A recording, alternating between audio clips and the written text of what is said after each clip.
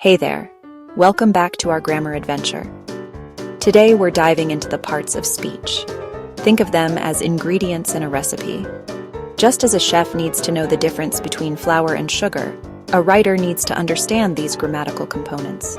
Each has a unique role, and when combined correctly, they create a clear and delicious sentence. They are the essential building blocks of language. Mastering them is the key to unlocking clear and confident communication, allowing you to express your thoughts precisely and powerfully, whether you're writing an email or telling a story. We'll start our overview now, and I'll keep it simple and breezy, so you'll never mix up your nouns and verbs again. Let's kick things off with nouns. A noun is simply a naming word. It gives a name to something, in fact, two. They are the foundation of our sentences, giving us the who or what we are discussing. It can be a person, like a firefighter, a doctor, or your friend Maria. It can be a place, like a forest, a beach, or a bustling city. It can be a tangible thing you can touch, like a guitar, a book, or your phone. Or it can be an abstract idea you can only think about, like justice, bravery, or love. This brings us to two main types. First, we have concrete nouns like cat and pizza. These are things you can experience with your five senses. You can pet the cat. You can smell and taste the pizza. The sound of rain is also a concrete noun. Then we have abstract nouns like happiness or curiosity. These are concepts, emotions, and qualities. You feel them, but you can't physically hold them. Think of freedom, knowledge, or sadness. They are just as real in our minds, even if we can't point to them. Here's a great tip. If you can put an article like a, an, or the before a word, it's almost always a noun.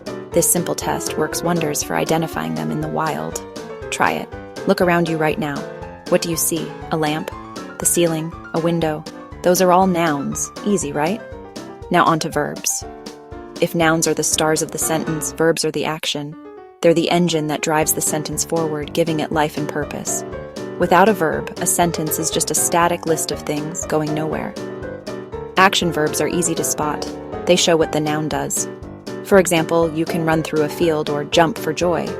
A chef chops vegetables, a bird sings a song.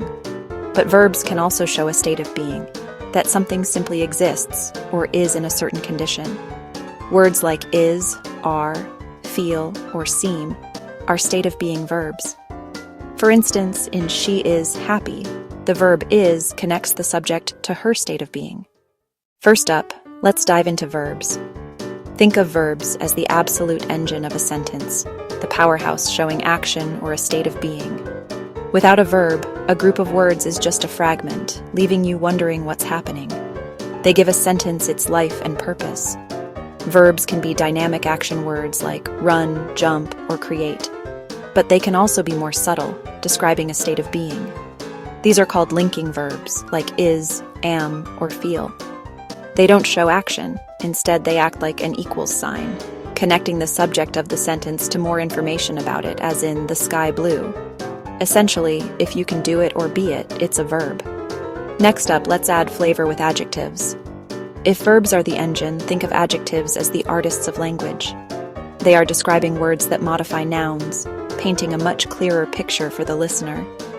They transform a simple idea into something vivid by giving us those juicy details. So instead of just sky, we have a brilliant blue sky. Instead of dessert, a decadent chocolate dessert. See how much more specific and engaging that is? They make our descriptions come alive. They answer key questions about the nouns they describe.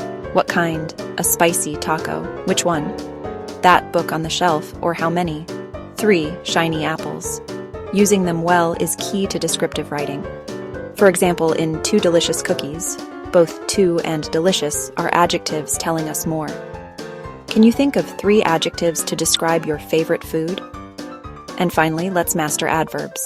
Think of them as the fine-tuners of your sentences, adding a fantastic layer of precision. These powerful words can modify verbs, adjectives, or even other adverbs. They answer key questions like how, when, where, and to what extent. For example, to describe an action is done, you could say, she sings beautifully. To specify, he arrived early. To show, the cat is sleeping there. Adverbs also act as intensifiers. They can strengthen an adjective, like in a tall building, or even another adverb, as in they ran fast, telling us the full extent of their speed. Finally, let's talk about adverbs. Think of them as the seasoning for your sentences. These words add rich detail by answering questions like how, when, where, or to what extent. For instance, a singer performs beautifully. That's how. Someone wakes up early. That's when. A feeling is very strong. That's the extent. Adverbs are incredibly versatile. They can modify verbs, adjectives, and even other adverbs, giving your sentences more precision and power. All right, a quick recap. Nouns are the foundation of any sentence, a person, place, thing, or idea. They are the who or what we are talking about. Think of the artist, the studio, the canvas, or even an abstract idea like inspiration. Without them, we wouldn't have a subject.